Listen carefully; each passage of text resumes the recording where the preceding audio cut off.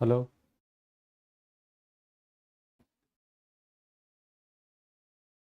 चलिए, अब आप लोगों को आवाज़ आ रही है?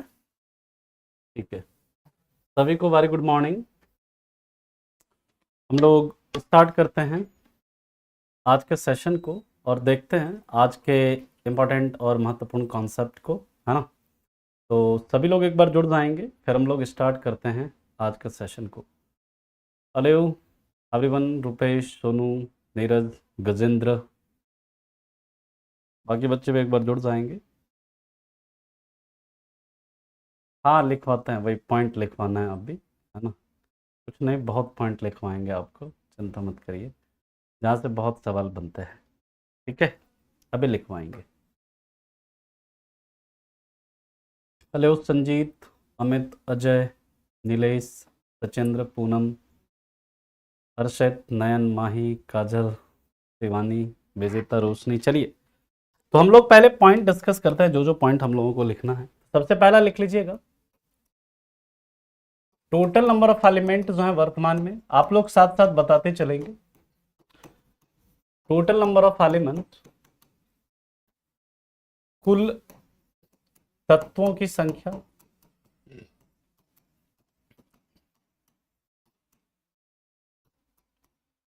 जिसमें कि नंबर ऑफ नेचुरल एलिमेंट, प्राकृतिक रूप से मिलने वाले तत्व की संख्या, ये सब साथ साथ आप लोग लिखते चलेंगे।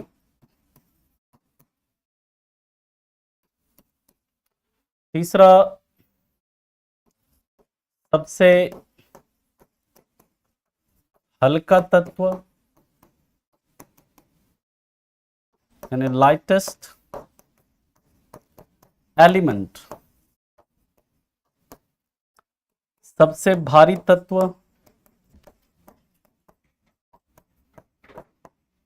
यानी हैवीएस्ट एलिमेंट। एलिमेंट यहां पर लिख रहा हूं मैं, धातु अधातु नहीं, एलिमेंट। याद रखिएगा, सब जो कुल तत्व कितने हैं, 118। प्राकृतिक रूप से मिलने वाले तत्व हैं 92। सबसे हल्का तत्व है हाइड्रोजन, और हाइड्रोजन को खोजने वाले कौन थे, तो हेनरी कैवेंडिश। सबसे भारी तत्व है यूनोनोक्टियम,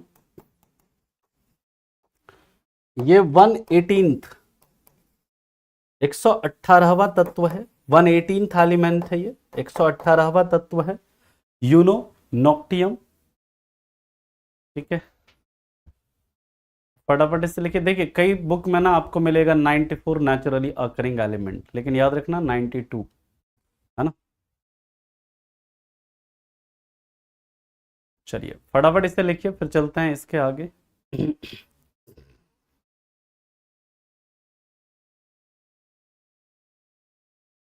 ठीक है, कई बुक में आपको 94 लिखा मिलेगा, एनसीईआरटी 92। ठीक है, एलिमेंट नहीं है जोया, मैं यहां पर एलिमेंट की बात कर रहा हूं। ऑस्मियम तो धातु है ना, ऑस्मियम क्या है आपका, धातु है।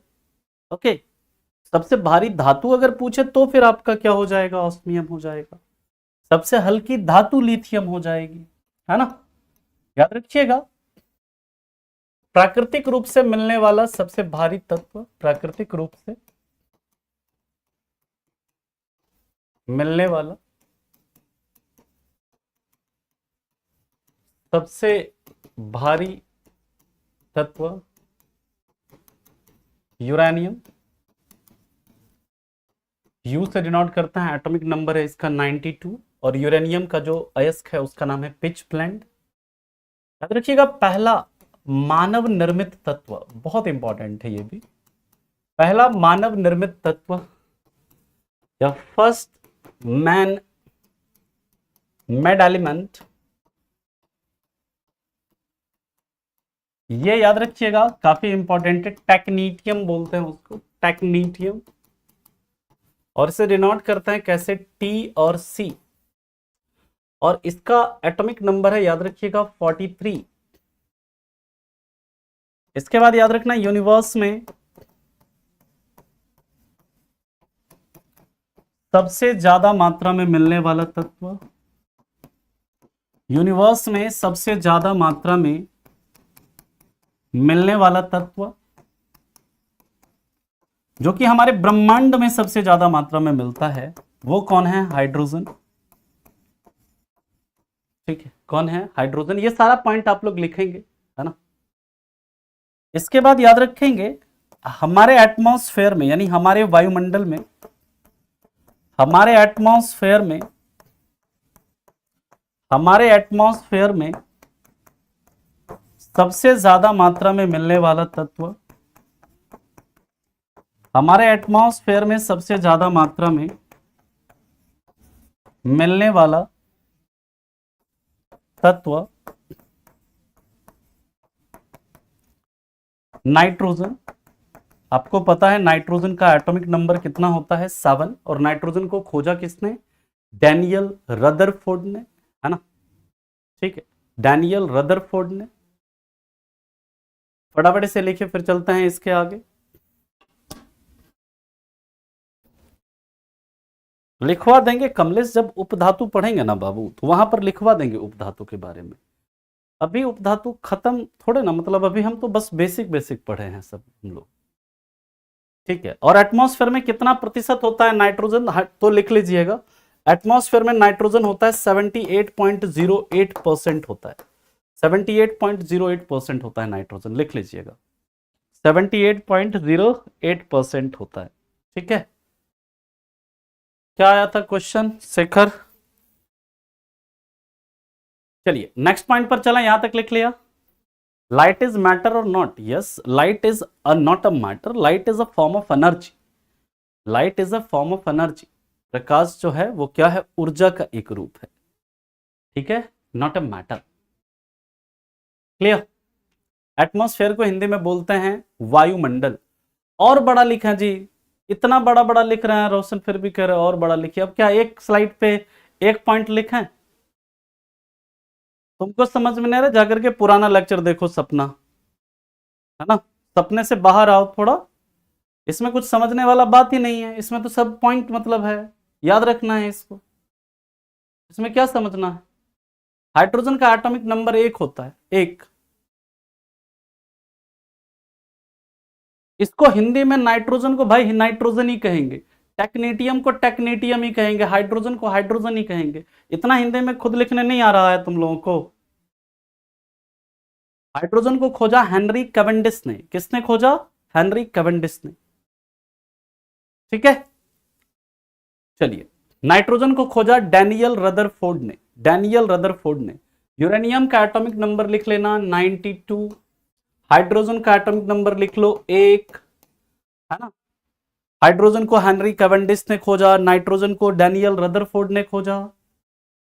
ठीक है,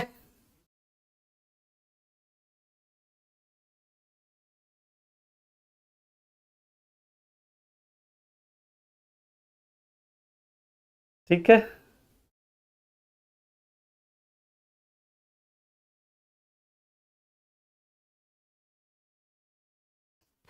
चलो अगला पॉइंट है। अब इसके बाद याद रखना हमारे अर्थ क्रस्ट में,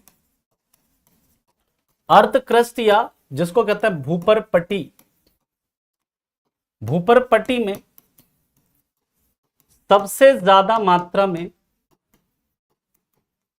हमारे अर्थ क्रस्ट यानी जो अर्थ का जो सबसे ऊपर वाला लेयर होता है ना, सबसे ऊपर वाला लेयर, भूपर पट्टी में सबसे ज्यादा मात्रा में मिलने वाला तत्व कौन है, तो याद रखना वो है आपका ऑक्सीजन। और ऑक्सीजन का भी एटॉमिक नंबर लिख लो, इसका ऑक्सीजन का जो एटॉमिक नंबर होता है वो होता है 8। और इसको खोजा किसने, जोसेफ प्रिस्टले, जोसेफ प्रिस्टले ने खोजा था। ये वही जोसेफ प्रिस्टले हैं जिन्होंने सोडा वाटर का भी आविष्कार किया था। इसके बाद याद रखना जो हमारे अर्थ क्रस्ट में जो मिलता है ना, देखो सबसे ज्यादा क्या मिलेगा, ऑक्सीजन मिलेगा। इसके बाद क्या मिलेगा, सिलिकॉन, फिर क्या मिलेगा, एल्यूमिनियम, फिर क्या मिलेगा आपका, आयरन, है ना। याद रखिएगा ऑक्सीजन कितना होता है, 46.6% होता है। सिलिकॉन कितना होता है, 28% होता है। इसके बाद एल्यूमिनियम कितना होता है, 8.1% होता है। फिर आपका आयरन कितना होता है, लगभग आपका 5% के आसपास होता है।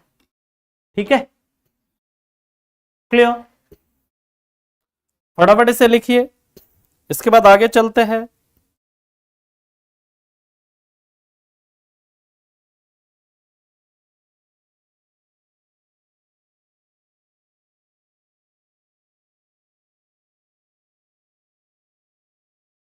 लिख लिया यहां तक।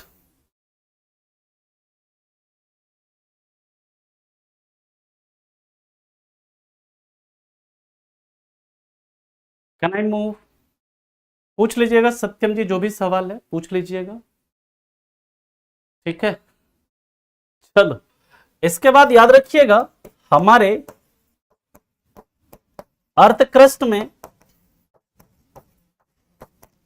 सबसे कम मात्रा में मिलने वाला तत्व, सबसे कम मात्रा में मिलने वाला तत्व,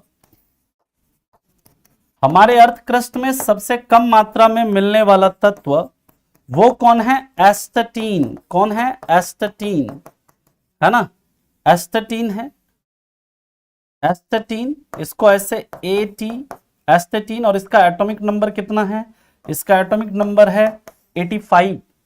और एस्टेटीन के बारे में एक पॉइंट लिख लीजिएगा, एस्टेटीन को, हाँ डिस्कवर सबका याद रखना है, जिसका जिसका मैं बता रहा हूं सबका याद रखना है। एस्टेटीन जो होता है ना, एस्टेटीन को हम लोग क्या बोलते हैं, रेयर अर्थ एलिमेंट कहते हैं, क्षारीय, सॉरी रेयर अर्थ एलिमेंट, यानी कि दुर्लभ मृदा तत्व कहते हैं, दुर्लभ मृदा तत्व कहते हैं, है ना, दुर्लभ मृदा तत्व कहते हैं। ठीक है, दुर्लभ मृदा तत्व कहते हैं। क्लियर है, दुर्लभ मृदा तत्व कहते हैं, ये लिख लीजिएगा, मैं ऐसे आगे लिख दूंगा क्योंकि कई बार आपसे पूछा जाता है कि दुर्लभ मृदा तत्व किसे कहा जाता है।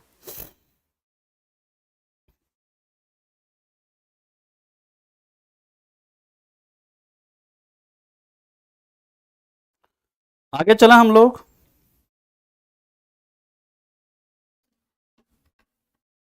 इसके बाद याद रखिएगा नेक्स्ट है कि अर्थ क्रस्ट में मिलने वाले धातुओं का क्रम भी याद रखिएगा, क्योंकि कई बार आपसे पूछा जाता है। भूपर पट्टी में मिलने वाले धातुओं का क्रम, यानी मेटल्स का जो क्रम है ना, वो भी आपको याद रखना है क्योंकि आपसे पूछते हैं।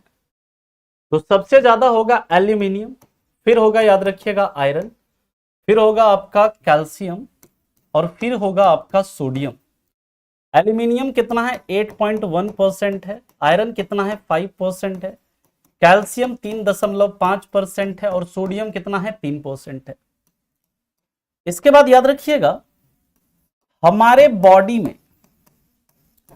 हमारे बॉडी में सबसे ज्यादा मात्रा में, हमारे बॉडी में सबसे ज्यादा मात्रा में मिलने वाला तत्व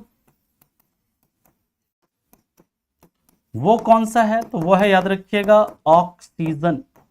हमारे बॉडी में भी सबसे ज्यादा मात्रा में क्या मिलता है, ऑक्सीजन ही मिलता है। और हमारे बॉडी में मिलने वाले तत्वों का क्रम याद रखिएगा, ऑक्सीजन, कार्बन, हाइड्रोजन, नाइट्रोजन, और इसके बाद है आपका कैल्शियम। सबसे ज्यादा ऑक्सीजन होता है लगभग कितना, 65%। कार्बन कितना होता है, लगभग 17 से 18%, यानी 15 से 20% के बीच में आपका होता है। ठीक है, उसके बाद हाइड्रोजन, नाइट्रोजन, फिर आपका कैल्शियम होता है। लेकिन कैल्शियम क्या है, सबसे ज्यादा मात्रा में मिलने वाली धातु है ना, कैल्शियम जो हमारे शरीर में सबसे ज्यादा मात्रा में मिलने वाली धातु है, ये चीज भी आप याद रखेंगे। अब इसी यहीं पर लिख लीजिएगा, एस्टेटीन को क्या बोलते हैं, एस्टेटीन को दुर्लभ मृदा तत्व कहते हैं, या फिर रेयर अर्थ एलिमेंट कहते हैं, दुर्लभ मृदा तत्व कहते हैं, या फिर रेयर अर्थ एलिमेंट कहते हैं। दुर्लभ मृदा तत्व कहते हैं या रेयर अर्थ एलिमेंट कहते हैं? बात समझ में आ? यहां तक किसी को कोई दिक्कत है, कोई परेशानी है तो बताइए। Fe भी होता है, बिल्कुल आयरन होता है ब्लड में, लेकिन बहुत नहीं, सबसे ज्यादा ये होता है, ये सब सबसे ज्यादा हो, है ना जी? बात समझ में आया? हाँ 8.1 है बाबू, 8.1% है, 8.1% है। जितना पॉइंट लिखे हैं, जितना पॉइंट लिखे हैं, हर पॉइंट से सवाल आपके एग्जाम में पूछा गया, हर एक पॉइंट से। ठीक है, दिख रहा है ओम प्रकाश जी, आपका सवाल दिख रहा है? दो हल्का और भारी पिंड का गतिज ऊर्जा समान है तो किसका संवेग ज्यादा हो? ठीक है, ये सवाल अभी आपको करवा देंगे सत्यम जी, लास्ट में बता देते हैं। ठीक है, आप बिल्कुल होगा दीपा, बहुत बढ़िया होगा, बिल्कुल हो जाता है एडीसी। आगे चलें, अब हम लोग बात करेंगे कंपाउंड की, कंपाउंड, और उसके बाद बात करेंगे हम लोग मिक्सचर की। ठीक है सर? अरे हाँ, लास्ट में आज देखो क्वेश्चन भी कराएंगे, 12 सवाल कराएंगे आज, 12 सवाल कराएंगे आज आप लोगों को लास्ट में। सारा जो है ना, सारा जो है आपका एग्जाम में पूछा गया होगा। बोलिए दूगो, बोलिए शेखर जी, क्या बात है। नेक्स्ट पॉइंट पे चलते हैं, अब हम लोग बात करते हैं कंपाउंड की। कंपाउंड यानी यौगिक, एलिमेंट तो देख लिया हमने, अब बात करेंगे यौगिक। एक चीज समझो तुम लोग, पहले यौगिक को स्टार्ट करते हैं, उसके पहले एक चीज समझते हैं। यौगिक को स्टार्ट करने से पहले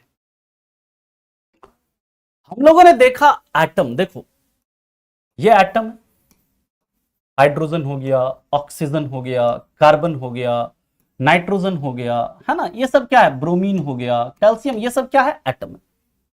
ठीक, अब देखो ये जब एटम्स मिलते हैं ना, तो ये एटम्स के मिलने से क्या बनता है, ये सबसे बेसिक है, ये क्या है, परमाणु। ध्यान से समझिएगा, जब आपका परमाणु मिलता है तो क्या बनता है, आपका अणु मिलता है। अणु यानी कि क्या बनेगा, आपका मॉलिक्यूल बनेगा। ध्यान से समझो, मॉलिक्यूल यानी कि इन अणुओं के मिलने से ही क्या बनेगा, आपका मॉलिक्यूल बनेगा। जैसे मान लीजिए हाइड्रोजन है, ऑक्सीजन है, CO2 है, N2O है ना, CaO, ये सब मॉलिक्यूल।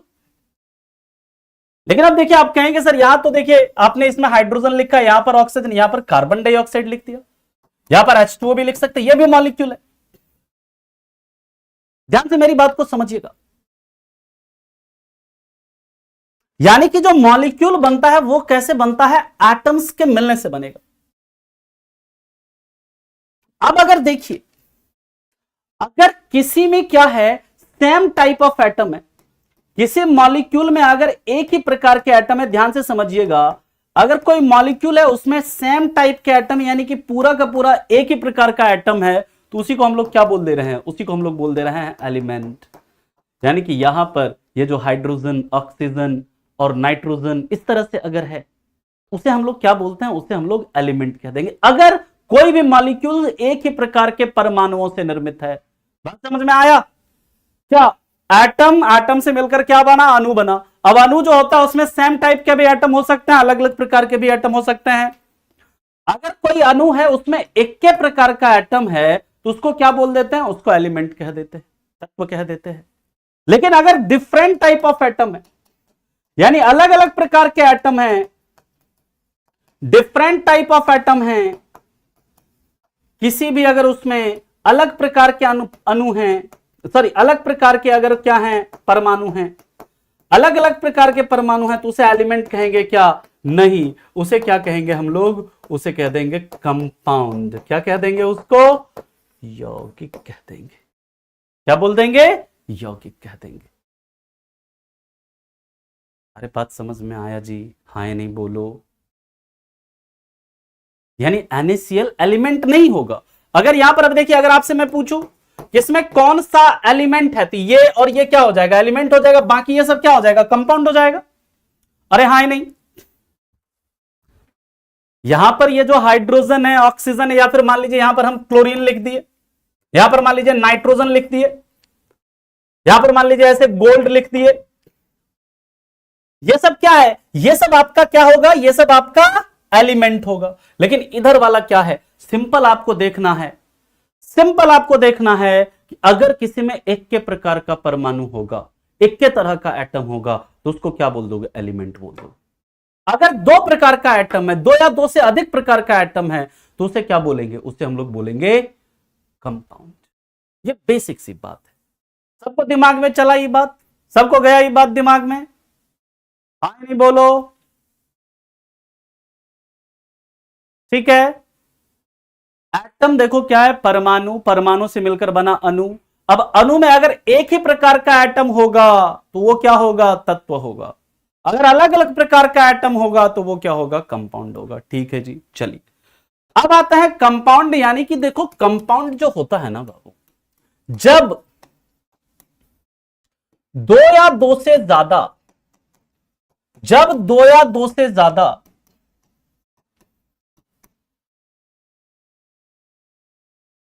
तत्वों को एक निश्चित अनुपात में मिलाया जाता है, एक निश्चित अनुपात में मिलाया जाता है,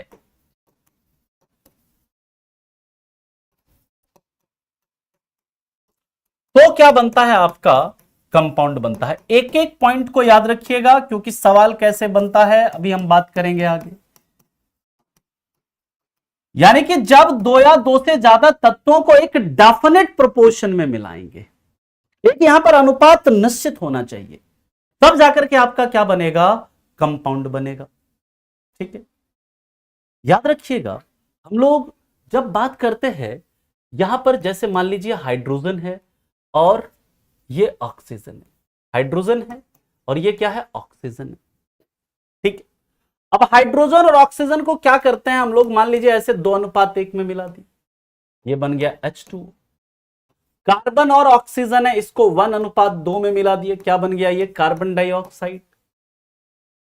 इसी तरह हाइड्रोजन ऑक्सीजन को 2:2 में मिला दिया, H2O2 बन जाएगा। यानी कि यहां पर अनुपात आपका निश्चित होना चाहिए। अनुपात क्या होना चाहिए? आपका निश्चित होना चाहिए।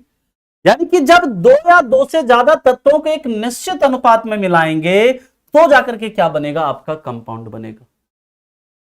लेकिन याद रखिएगा, कंपाउंड का कैरेक्टर ध्यान से समझना सर। कंपाउंड का कैरेक्टर यानी यौगिक का जो गुण है, कंपाउंड का जो कैरेक्टर है, उसे बनाने वाले तत्वों से, उसे बनाने वाले तत्व से क्या होता है? अलग होता है। कंपाउंड का कैरेक्टर उसे बनाने वाले तत्व से क्या होता है? अलग होता है। यानी जो जिस एलिमेंट से मिलकर के कोई कंपाउंड बन रहा है, उसका कैरेक्टर और जो कंपाउंड है, मतलब जो आपका कंपाउंड है उसका कैरेक्टर, दोनों का अलग अलग होगा। मतलब जैसे मान लीजिए कि हाइड्रोजन है, ऑक्सीजन है, ये दोनों बताओ क्या है? हाइड्रोजन भी गैस, अरे हाँ या नहीं बोलो। ऑक्सीजन भी क्या? गैस, हाँ या नहीं बोलो। ठीक, हाइड्रोजन भी गैस और ऑक्सीजन भी गैस, ये दोनों मिला बनाया कंपाउंड अपना क्या? H2O। अब देखो ये इसके अंदर गैस वाला गुण होगा सारा, इसके अंदर सारा गुण किसका वाला होगा? गैस वाला। लेकिन ये बन गया लिक्विड, तो लिक्विड वाला जो गुण है इसमें क्या होगा? लिक्विड वाला सारा प्रॉपर्टी होगा। इसी प्रकार जब भी कोई एलिमेंट होता है ना, एलिमेंट जिससे मिलकर के कोई कंपाउंड बन रहा है, उस एलिमेंट का गुण अलग होगा, कंपाउंड का गुण क्या होगा? अलग होगा। दोनों का गुण अलग अलग होता है, याद रखिए। बात समझ में आया? इसके बाद की बात करते हैं। याद रखिएगा, कंपाउंड को बनने में, कंपाउंड के बनते समय, जब भी कंपाउंड बनेगा, कंपाउंड के बनते समय या तो एनर्जी रिलीज होगी, यानी देखो या तो ऊर्जा क्या होगा? निकलेगा, या एब्जॉर्ब होगा, या अवशोषित होगा। यानी जो कंपाउंड है ना, कंपाउंड को बनाएंगे तो या तो एनर्जी क्या होगा? रिलीज होगा, या फिर क्या होगा? आपका एनर्जी एब्जॉर्ब होगा। ठीक है, या तो एनर्जी क्या होगा? रिलीज होगा, या फिर एनर्जी क्या होगा? आपका एब्जॉर्ब होगा। बात समझ में आ रही? अब देखिए इसके बाद की बात करते हैं कंपाउंड को। देखो अगर कंपाउंड के जो एलिमेंट हैं, कंपाउंड के अंदर अगर कोई एलिमेंट है उसको ऐसे अलग नहीं कर सकते हैं। फिजिकल विधि से, फिजिकल मेथड से इसे सेपरेट नहीं कर सकते हैं कंपाउंड के एलिमेंट को। यानी कंपाउंड जिन जिन तत्वों से मिलकर बना हुआ है उसे फिजिकल मेथड से अलग नहीं कर सकते। जैसे मान लीजिए सोडियम क्लोराइड है, मेरी बात को बहुत ध्यान से सुनिएगा। जैसे मान लीजिए एक सोडियम क्लोराइड है, अब सोडियम क्लोराइड को क्या करना है, हमको इसमें से सोडियम और क्लोरीन को अलग अलग करना है। समझिएगा कॉन्सेप्ट को। या कार्बन डाइऑक्साइड है, उसमें से हमें कार्बन और किसको, ऑक्साइड को अलग अलग करना है, कार्बन और ऑक्सीजन को। या फिर मान लीजिए कि हमें वाटर है, पानी है, पानी में से किसको, हाइड्रोजन और ऑक्सीजन को अलग अलग करना है। क्या इसके लिए हम क्या छान करके फिल्ट्रेशन से इसे क्या अलग कर सकते हैं, इवापोरेशन से इसे अलग कर सकते हैं, सब्लिमेशन से अलग कर सकते हैं, क्या डिस्टिलेशन से अलग कर सकते हैं? नहीं कर सकते। फिजिकल मेथड से इसे अलग नहीं किया जाएगा। इसको अलग करने के लिए हमें किसका यूज करना पड़ेगा, केमिकल मेथड का यूज करना पड़ेगा। यानी कि it's element it's separated by chemical process, रासायनिक विधि से अलग करेंगे। इसके लिए हमें रिएक्शन कराना पड़ेगा। सोडियम और क्लोरीन को अगर वो करना है तो इसको क्या करेंगे, इससे हम इलेक्ट्रिसिटी पास कराएंगे, इसका हाइड्रोलाइसिस करेंगे, तब जाकर के क्या होगा, सोडियम का आयन अलग हो जाएगा, क्लोरीन का आयन अलग हो जाएगा। यानी कि इसके जो, याद रखिएगा, ये जो इसके जो एलिमेंट हैं इसके एलिमेंट को सेपरेट करने के लिए, अलग अलग करने के लिए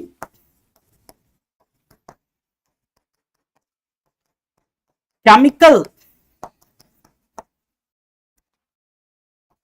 मेथड का यूज होता है, रासायनिक विधि का यूज होता है। फिजिकल मेथड से इसे हम सेपरेट नहीं कर सकते हैं। फिजिकल मेथड से इसे हम सेपरेट नहीं कर सकते। बात समझ में आ गई?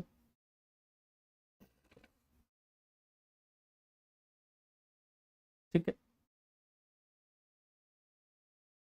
हाँ, केमिस्ट्री खत्म होने के बाद करेंगे। ठीक है। यहां तक किसी को कोई दिक्कत है तो फटाफट पहले बताइए, फिर हम लोग चलते हैं इसके आगे, अगले पॉइंट पर मूव करते हैं।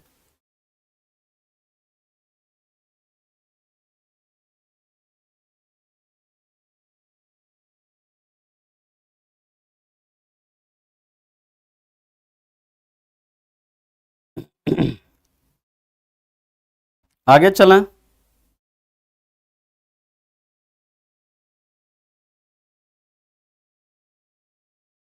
दिख रहा है के जी, बताइए, के राय।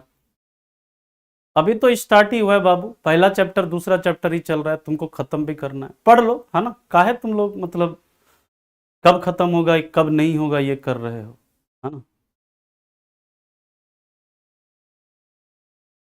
लास्ट लाइन मैंने लिखा है, इसके एलिमेंट को सेपरेट करने के लिए केमिकल मेथड का यूज होता है। यानी इसके तत्वों को अलग करने के लिए रासायनिक विधि का प्रयोग होता है ना। व्हेन टू और more elements are mixed in a definite proportion then it is called compound. Character of compound is different from elements from it is made up of. During formation of compound either energy is released और absorbed. और याद रखिएगा, to separate element of a compound we use chemical method. Okay, चलिए अब हम लोग बात करते हैं, इसके बाद नेक्स्ट पॉइंट पर चलते हैं। याद रखिएगा, हमारे नेचर में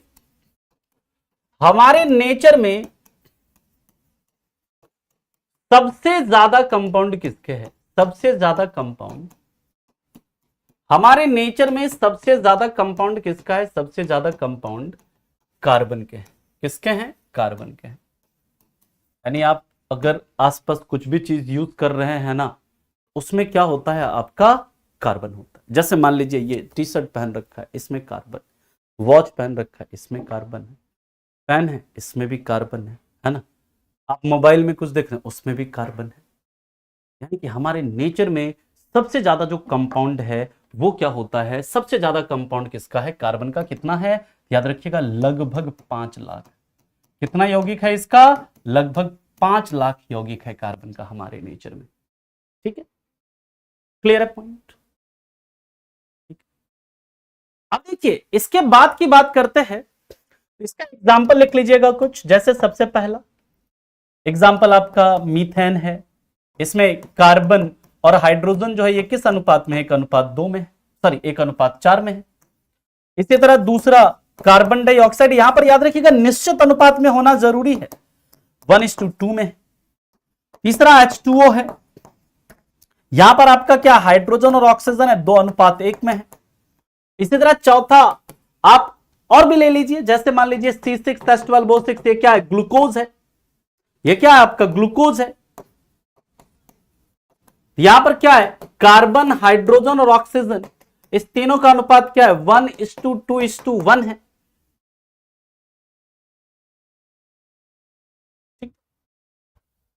दीपा जी कितनी बार बताएं? बहुत अच्छा हो जाएगा, है ना, चिंता मत करिए आप। बिल्कुल देख सकते हैं, ग्रेफाइट को देख लो, हीरा को देख लो, उसमें क्या कार्बनेट तो है। कोयला को देख लो, कार्बनेट तो है ना? ठीक, क्लियर है पॉइंट?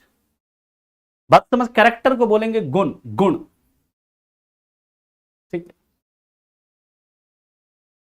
धातु में ऊर्जा गैप नहीं है तो फिर इसमें गर्म करेंगे तो उसकी कंडक्टिविटी, उसकी रेजिस्टिविटी जो होती है ना, क्या होता है ना कि जैसे टेम्परेचर बढ़ाने पर कई बार क्या होता है, मेटल्स के अंदर अगर बात करें तो उसका लेंथ क्या होता है ना, बढ़ता है, जिसके कारण उसका प्रतिरोध वगैरह इंक्रीज होता है ना? वाटर में कार्बन कैसे है? वाटर में कहा मैंने बोला कार्बन है? वाटर में कहा बोला मैंने कार्बन है? 4 नंबर जो एग्जांपल है ना, ये C6H12O6 है ना? यहां पर ग्लूकोज, अब देखो यहां पर क्या है, 6:12:6 लिख सकते हैं इसको। इसको काटोगे तो ये 1:2:1 के होगा ना जी? नहीं समझ में आया?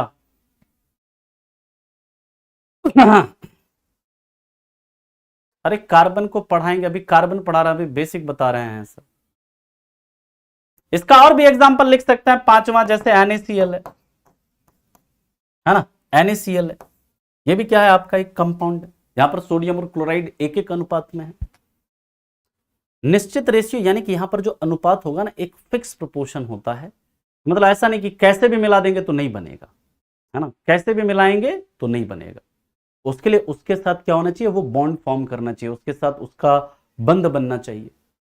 ठीक है, अब देखो महेश पूछ रहा है सबसे शुद्ध कोयला कौन सा है, ये बताओ। अभी कोयला नहीं पढ़ रहे हैं बाबू, ऐसे आपकी जानकारी के लिए बता दें, अगर आप पूछना चाह रहे हैं तो एंथ्रासाइट है। क्लोरीन में भी कार्बन? अरे नहीं, क्लोरीन में कार्बन नहीं है। इसमें कार्बन मैंने कहां लिखा है? थर्ड में इसमें कहां कार्बन लिखा है ये बताओ? H2O लिखा है ना, ये तो 2:1 है यहां पर। जाकर के पहला क्लास देखो रोशन, सब बताया है कितना दिन चलेगा। ऐसे फालतू सब सवाल पूछेंगे अगर आप, अगर मैंने ऑलरेडी स्टार्टिंग में बता दिया है कब तक चलेगी केमिस्ट्री की क्लास, पूरा टॉपिक इंट्रोडक्शन में बता दिया है। अगर कोई फालतू सवाल करेगा ना क्लास में कि सर केमिस्ट्री कब खत्म होगा, कितने दिन चलेगा, है ना, तो मैं उसको ब्लॉक करवा दूंगा फिर, या फिर 10 दिन में ना 15 दिन में पूरा केमिस्ट्री खत्म करवा दूंगा। बेवकूफ सब, स्टार्टिंग में आपको बता दिया है कि अराउंड 50 से 60 क्लास लगेगी केमिस्ट्री के अंदर, तो सीधा मुंह उठा के इसी क्लास में आ गए हो। पहली क्लास नहीं देखी आप लोगों ने? मैंने ऑलरेडी वहां पर बताया है कि एक एक चैप्टर, कौन सा चैप्टर कितने घंटे पढ़ाएंगे ये भी बताया होगा वहां पर। आकर के बकवास सर की फिजिकल कितने दिन में खत्म होगा।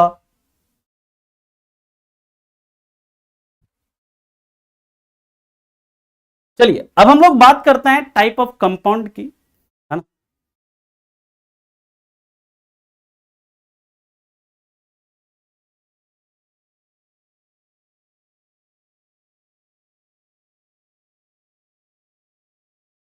अरे NaCl में कहां कार्बन है बाबू? इसमें सोडियम और क्लोरीन, हर जगह कार्बन थोड़े ना होगा, हर जगह कार्बन थोड़े ना होगा। मैंने क्या लिखा है कि सबसे ज्यादा कंपाउंड कार्बन के, इसका मतलब थोड़े बताए खाली कंपाउंड कार्बन का ही मिलता है। कार्बन के अलावा भी कई सारे कंपाउंड हैं, HCl है, H2SO4 है, NaOH है, कई सारे कंपाउंड ऐसे जिसमें कार्बन नहीं होता है, लेकिन सबसे ज्यादा कंपाउंड किसका होता है? कार्बन का होता है।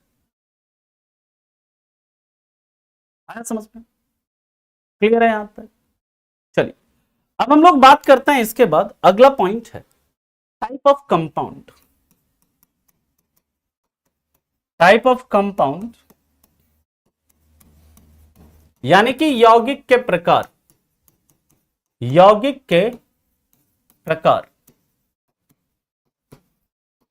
मुझे तो लगता है कि इस ग्रुप डी वाले बैच में ना, हमको जैसा महसूस हो रहा है, पता नहीं, कि इसमें लग रहा है कि 80% बच्चा ना वो कोरोना में पास हुआ वाला बच्चा है, जो कि पढ़ा लिखा कुछ नहीं, जाकर सीधा बोर्ड में किताब से छाप दिया और पास हो गया, या फिर एग्जामों ने दिया सीधे पास हो गया। मैक्सिमम बच्चा जो है ना, लग रहा है कि 70 से 80% बच्चा ऐसा ही है इसमें, कोरोना के समय सब पास हो गया है बस बिना पढ़े लिखे किताब। बताओ भाई, पढ़ लो थोड़ा सा, है ना? कोरोना काल खत्म हो गया। अब देखो एक वंदना फिटकरी का सूत्र पूछ रही है। अरे फिटकरी का सूत्र आप अभी क्यों पूछ रहे हैं? K2SO4 Al2SO4 whole thrice into 24H2O है, लिख लीजिए आप। ये सब आप ना बस जस्ट क्लास को डिस्टर्ब कर रहे हैं।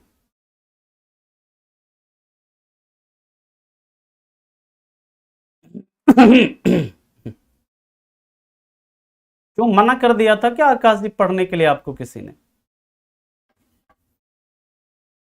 चलिए यौगिक के प्रकार की बात करते हैं, तो सबसे पहला होता है ऑर्गेनिक कंपाउंड, है ना? ऑर्गेनिक कंपाउंड यानी कार्बनिक यौगिक।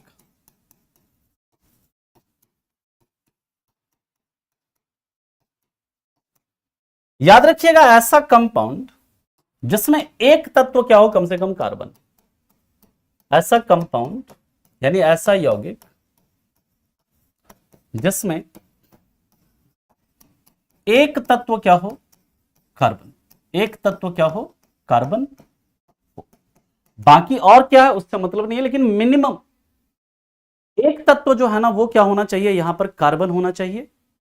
उसे हम लोग क्या बोलते हैं, उसे हम लोग बोलते हैं कार्बनिक यौगिक या ऑर्गेनिक कंपाउंड कहते हैं। जैसे एग्जांपल के तौर पर CH4 हो गया, है ना, कार्बन डाइऑक्साइड हो गया। जैसे आपका C2H5OH हो गया, C6H12O6 हो गया, है ना, कार्बन मोनोऑक्साइड हो गया। ठीक, ऐसा कोई भी जिसमें कि एक तत्व क्या है आपका कार्बन है, इसको बोलते हैं क्या, मीथेन। और मैं अगर बोर्ड पर कुछ लिख रहा हूं तो समझिए वो एग्जाम में पूछा गया है तभी मैं लिख रहा हूं। कार्बन डाइऑक्साइड बोलते हैं इसको। ये क्या है आपका, इथाइल एल्कोहल है। इथाइल एल्कोहल है। ये क्या है आपका, बताया था अभी आपको, क्या है ये, ग्लूकोज है। ये क्या है, कार्बन मोनोऑक्साइड है। यानी ऐसा कोई भी कंपाउंड जिसमें एक आपको कार्बन दिख गया, समझिए वो क्या है, कार्बनिक यौगिक है। वो क्या है, कार्बनिक यौगिक। क्लियर है पॉइंट? अब देखिए कार्बनिक यौगिक के बारे में याद रखिएगा, हमारे नेचर में सबसे ज्यादा मात्रा में मिलने वाला, बहुत इंपॉर्टेंट पॉइंट है, हमारे नेचर में सबसे ज्यादा मात्रा में मिलने वाला ऑर्गेनिक कंपाउंड, हमारे नेचर में सबसे ज्यादा मात्रा में मिलने वाला ऑर्गेनिक कंपाउंड या कार्बनिक यौगिक कौन है? ऑर्गेनिक कंपाउंड है आपका सेल्यूलोज। क्या है, सेल्यूलोज। सेल्यूलोज जो है ना, ये हमारे नेचर में सबसे ज्यादा मात्रा में मिलने वाला ऑर्गेनिक कंपाउंड है, सेल्यूलोज।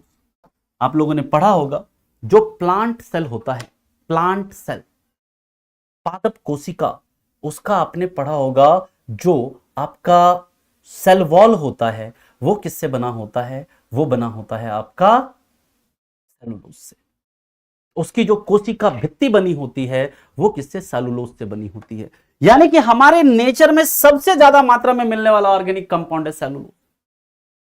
आप कहेंगे सर ये जो सेलुलोज है इसका फॉर्मूला क्या होता है? तो याद रखिएगा सेलुलोज का जो सूत्र होता है ना, मैं यहां पर लिख दे रहा हूं, सेलुलोज का जो सूत्र होता है वो होता है C6H10O5 होल N। ठीक है, सेलुलोज का जो सूत्र होता है C6H10O5 होल N। और एक बच्चा पूछ रहा था चीनी का सूत्र क्या होता है। चीनी का सूत्र होता है C12H22O11, है ना, ये चीनी का सूत्र है। ठीक है, चलिए फटाफट से लिखिए, फिर चलते हैं इसके आगे।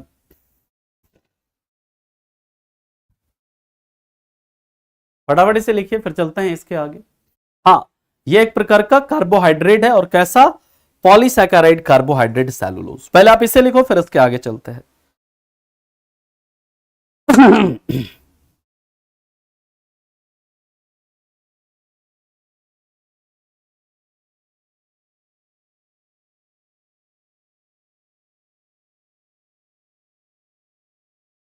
चला आगे।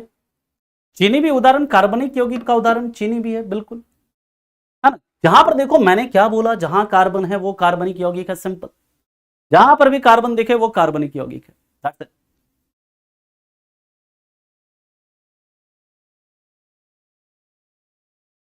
CaCO3 में कार्बन है, बिल्कुल है। कैल्शियम कार्बोनेट CaCO3 संकल्प जी, तो कार्बन है ना वहां पर। बेंजीन भी कार्बनिक यौगिक है, C6H6 वो बेंजीन है, उसमें भी कार्बन है, तो वो भी कार्बनिक यौगिक है। चल, इसके बाद याद रखना कागज, भैया कागज जिसमें लिखते हो तुम लोग, है ना, पेपर का निर्माण याद रखिएगा किससे होता है, सेलुलोज से होता है। पेपर का निर्माण किससे होता है जी, सेलुलोज से होता है सर। किससे होता है, सेलुलोज से। एक याद रखना, जो कॉटन होता है, कॉटन, कॉटन यानी जो कॉटन का कपड़ा होता है ना, कपास जिसको बोलते हैं, कपास, कपास का निर्माण किससे होता है, सेलुलोज से होता है। कपास का निर्माण भी किससे होता है, सेलुलोज से होता है ना। और याद रखना, कॉटन का वन लाइनर में जाकर के लिख लीजिएगा, कॉटन के उत्पादन को बढ़ाने के लिए एक रिवॉल्यूशन आया था, सिल्वर फाइबर रिवॉल्यूशन, रजत रेशा क्रांति, सिल्वर फाइबर रिवॉल्यूशन आया था, याद रखिएगा।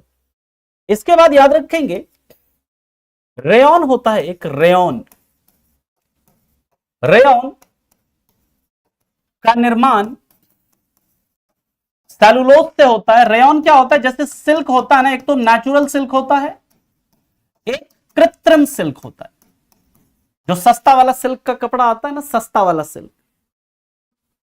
सस्ता वाला जो सिल्क होता है वो होता है कृत्रिम सिल्क होता है। और उसमें किसका यूज होता है, उसमें रेयॉन वो होता है, किसको, रेयॉन का। इसी को क्या बोलते हैं, इसी को आर्टिफिशियल सिल्क भी कहते हैं। इसी को क्या बोलते हैं, आर्टिफिशियल सिल्क या कृत्रिम रेशा भी कहते हैं।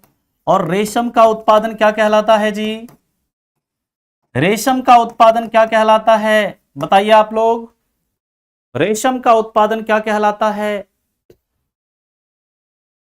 हाँ, इथाइल मरकप्टेन का यूज होता है सोनी जी, और मिथाइल मरकप्टेन भी करते हैं, इथाइल और मिथाइल मरकप्टेन दोनों का, उसमें एक्चुअली सल्फर होता है। ठीक है, चलिए, तो याद रखिएगा, जो आपका रेशम का उत्पादन होता है उसको क्या कहा जाता है, सेरीकल्चर। नेक्स्ट पॉइंट याद रखिएगा, मानव के द्वारा निर्मित मानव के द्वारा निर्मित पहला कार्बनिक यौगिक, first man made organic compound, first man made organic compound वो क्या है सर, वो है यूरिया। क्या है सर, यूरिया। फॉर्मूला क्या होगा, NH2CO NH2।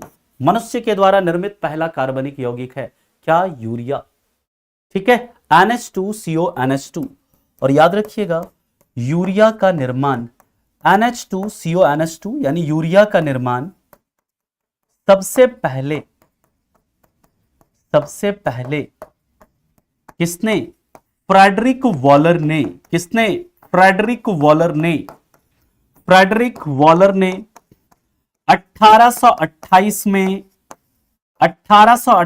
में किससे किया, अमोनियम साइनेट से किया था। किससे, अमोनियम साइनेट से किया था, अमोनियम साइनेट से किया था।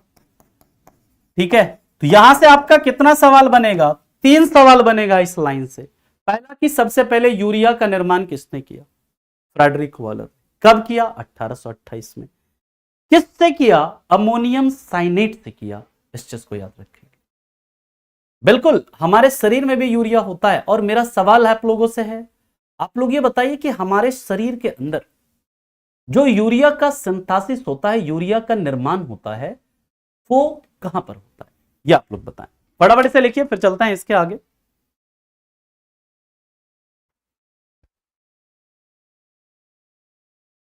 और हमारे शरीर में यूरिया का निर्माण किधर होता है? तो याद रखना, लीवर में। लीवर में होता है यूरिया का निर्माण, यकृत में।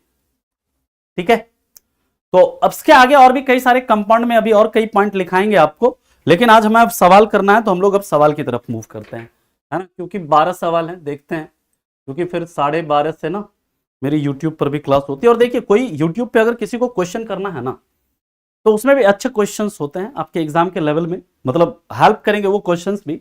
आप केजीएस एसएससी एग्जाम पर अगर आपको क्वेश्चन करना है तो आप ज्वाइन कर सकते हो 12:30 पे। वहां पर हम लोग 20-25 क्वेश्चन करते हैं, ठीक है, तो वहां पर आप ज्वाइन कर सकते हो। डेली वहां पर हम लोग 20-25 सवाल करते हैं, ठीक है।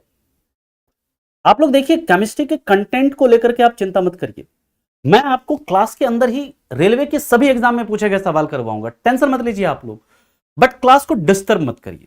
एक ही रिक्वेस्ट होता है, जब मैं पढ़ा रहा होता हूं ना, तो क्लास को डिस्टर्ब मत किया करिए, फिर हमें प्रॉब्लम हो जाती है ना।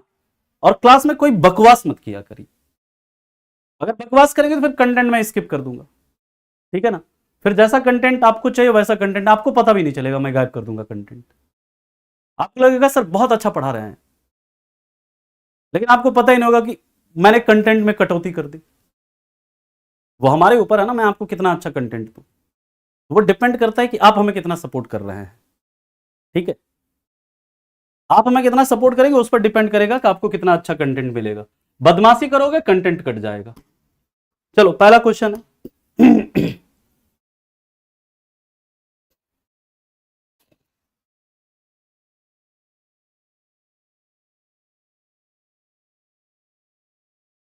ठीक है,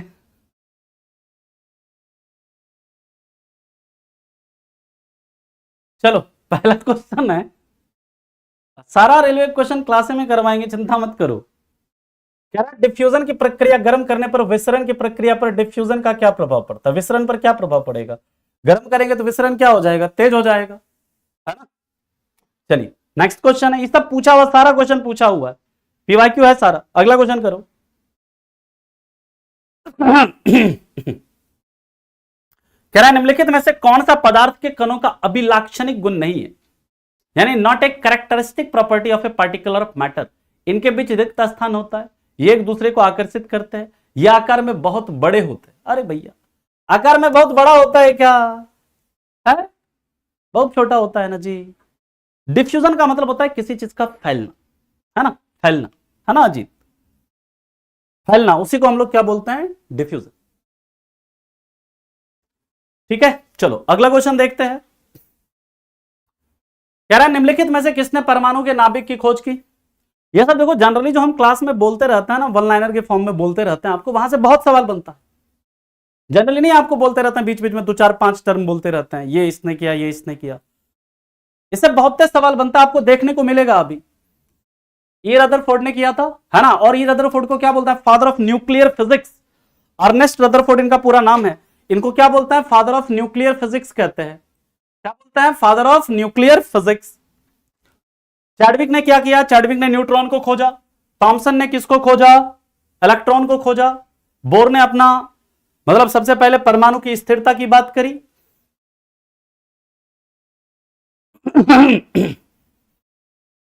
कोई बात नहीं सौरभ, याद हो जाएगा, आप चिंता मत करिए, एक एक चीज याद हो जाएगा, सबका एटॉमिक नंबर याद करवा देंगे। इसका क्या हो जाएगा सही उत्तर जी? गोल्ड। ये भी पूछा हुआ क्वेश्चन है, ठीक है। पैलेडियम जो है, पैलेडियम का याद रखना, निकल और पैलेडियम का यूज ना,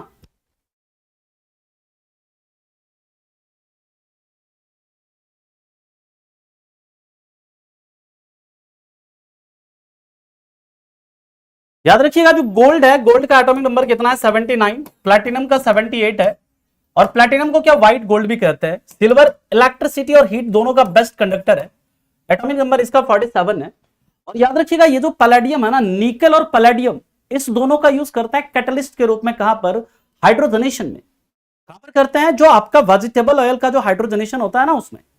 ठीक है, नेक्स्ट क्वेश्चन है, लोहे को जंग से सुरक्षित करने के लिए निम्नलिखित में से किस विधि का उपयोग नहीं करते हैं? यह पूछा जा रहा है, नहीं किया जाता है। ध्यान से सवाल को पढ़िएगा, पूछ रहा है नहीं किया जाता है किसका यूज। व्यसद लेपन तो करेंगे, पेंट करते हैं, क्रोमियम का लेपिंग भी करते हैं, है ना। आप लोग गाड़ी में क्रोम लगवाते होंगे, चमकता है जिससे हो, लेकिन गर्म करने से होगा क्या? नहीं। सही उत्तर क्या हो जाएगा? Option B. चलिए अगला क्वेश्चन है, क्या निम्नलिखित में से कौन सा पदार्थ की अवस्थाओं के बीच एक प्रावस्था परिवर्तन नहीं है?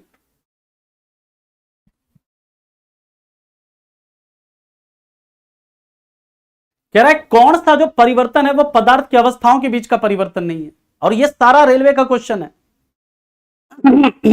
सारा पीवाईक्यू है ये। उत्सर्जन है क्या, एमिशन, ऐसा कुछ बताए हैं क्या आपको? नहीं। मैंने बताया था ना ये जो चेंजेस इन मैटर है कितना इंपॉर्टेंट है। देखो फिर से अगला क्वेश्चन, चेंजेस मैटर और जो आपका सॉलिड लिक्विड गैस, आप देख सकते हैं कितना इंपॉर्टेंट है आपके लिए। कितना सवाल बनता है रेलवे में यहां से। अभी तो एलिमेंट कंपाउंड पर तो हम आए ही नहीं है, एलिमेंट कंपाउंड के क्वेश्चन कराएंगे, देखिएगा कैसा कैसा क्वेश्चन बनेगा। और चिंता मत करिए आप लोग, क्वेश्चन जिस दिन अगर मान लीजिए बहुत क्वेश्चन हो जाएगा, एक दिन सिर्फ क्वेश्चन करवा देंगे, थ्योरी को रोक करके। जैसे मान लीजिए हमारा सॉल्यूशन तक कंप्लीट हो गया, उसके बाद जितना क्वेश्चन पूछा होगा एक क्लास में सारा क्वेश्चन करवा देंगे आपका। किताब का क्वेश्चन नहीं, ये प्रीवियस ईयर का क्वेश्चन है बाबू, है ना। जो बोल रहा है ना किताब का क्वेश्चन है, ये रेलवे में प्रीवियस ईयर में पूछा गया क्वेश्चन है। गैस से द्रव को ऊर्ध्वपातन कहते हैं क्या? नहीं, तो यही आपका गलत है, बाकी सब करेक्ट है। ठीक है जी चलो अगला क्वेश्चन है,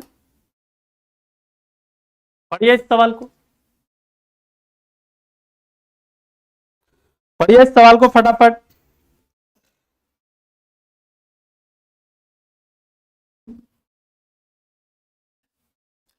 यहां पर देखो क्या कह रहा है कि ठोस कण गैस कणों की तुलना में अधिक मुक्त रूप से गति करते हैं।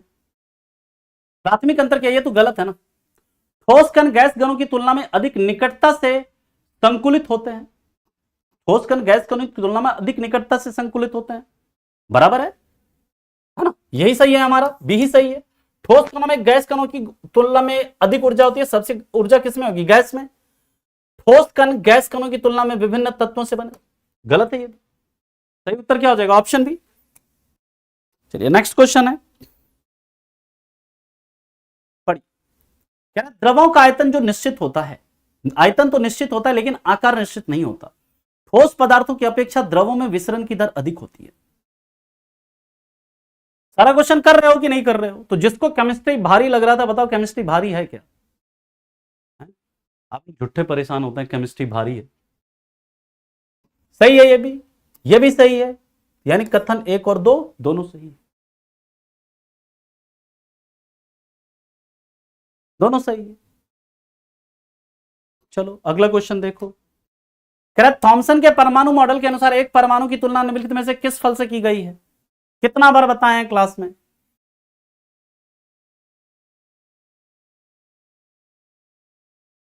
किससे किया जाता है जी? तरबूज से, है ना। चलो तो मेरा सवाल है, आप लोग ये बताइए, जो आपका सेब है, सेब में कौन सा अम्ल होता है? बताना तुम लोग, सेब में कौन सा अम्ल होता है, बताइए। यह सवाल देखिए पूछ रहा है आपसे, इसमें पूछ रहा है कि निम्नलिखित में से कौन सा गैस का अभिलाक्षणिक गुण नहीं है। देखिए सबसे ज्यादा जो कंप्रेसिबिलिटी होती है ना वो गैस की होती है, और सबसे कम कंप्रेसिबिलिटी किसकी होती है? सॉलिड की होती है। कंप्रेसिबिलिटी का मतलब सबसे ज्यादा कंप्रेस जो कर सकते हैं वो गैस को, और सबसे कम कंप्रेस किसको कर सकते हैं? सॉलिड को। इसका आकार कह रहा है निश्चित होता है, चीख चीख कर कह रहा है मैं गलत हूं, ऑप्शन बी। और मैलिक एसिड होता है सेब में, बिल्कुल आप लोग सही बता रहे हैं, मैलिक एसिड होता है।